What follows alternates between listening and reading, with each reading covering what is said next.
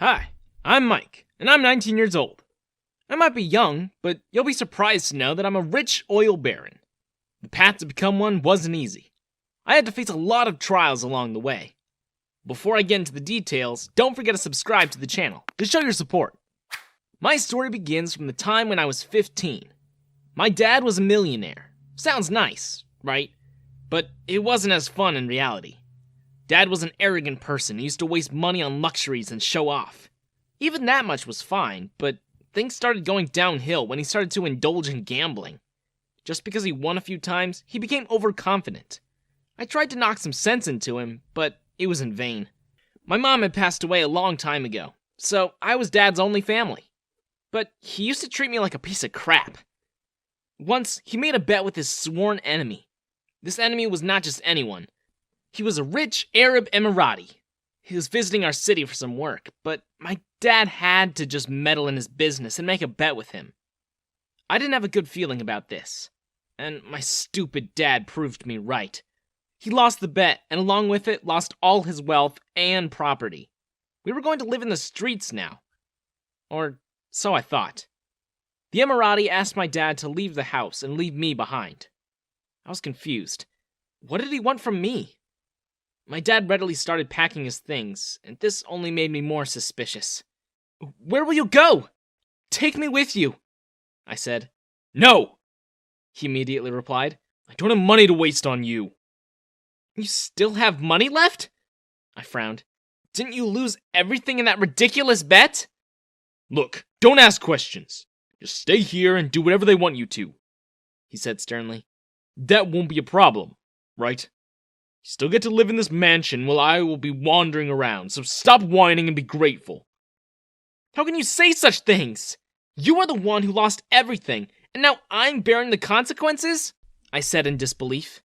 "And you still want me to sit back and obey?" He smirked. "Do you think you have any other choice? This is your best bet. I won't be taking you with me, so don't even bother." With that, he packed a few expensive items and left without another word.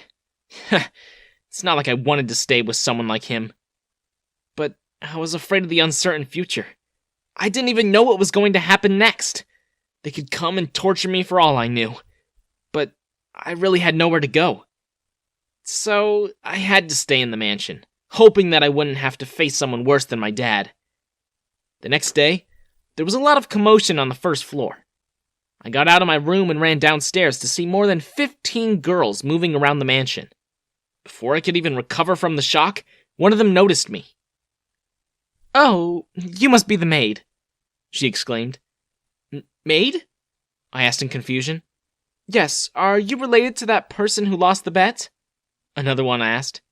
"Yeah, unfortunately," I replied. "Then you are our new maid. That's why you were told to stay here, so that you can do our chores," she explained. It was only later that I found out that the Emirati had sent his harem of princesses to the mansion and had assigned me as their maid.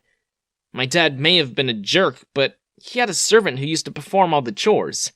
I had never even lifted a finger for such things. And now, suddenly, I was supposed to do everything. One of the girls gave me a dress and told me to wear it.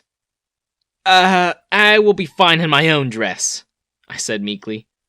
"No, that's the maid uniform," she said. "Wear it."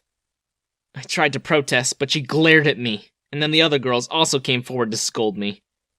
Begrudgingly, I had to put on that uniform. And after that, the real torture started.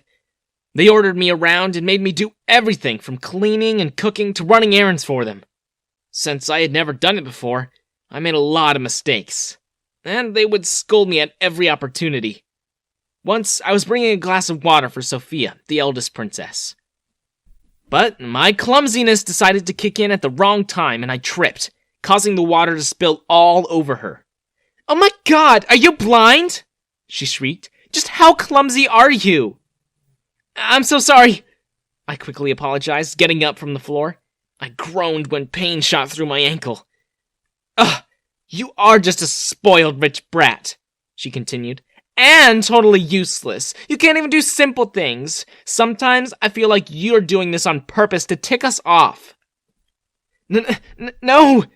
I stuttered. It was really a mistake! What's going on? Sarah asked, entering the room. Sarah was the only princess who was kind to me. Look, Sophia started. This maid made a complete mess! Sarah glanced at me. Did you trip? I nodded slowly, trying not to groan from the pain in my ankle. Looks like you've hurt yourself, Sarah observed. Go and rest for today. I'll take care of the remaining work. I gave her a grateful look and then left the room. I heard Sophia protesting behind me, but Sarah handled her somehow. Turned out that I had twisted my ankle. It took me 2 to 3 days to recover completely. Till then, Sarah helped me out with everything. And, thanks to her, I started improving too. It was a good learning opportunity. She was perfect at everything. And not just that, she had the personality of an angel. I was thankful that at least one of them was kind. Also, you don't need to wear that dress anymore, Sarah said one day. It seems like half of your clumsiness is because of that. Just wear whatever you're comfortable in. I'll talk to the others. Yeah, she was definitely a knight in shining armor for me. The other princesses also grew less hostile towards me.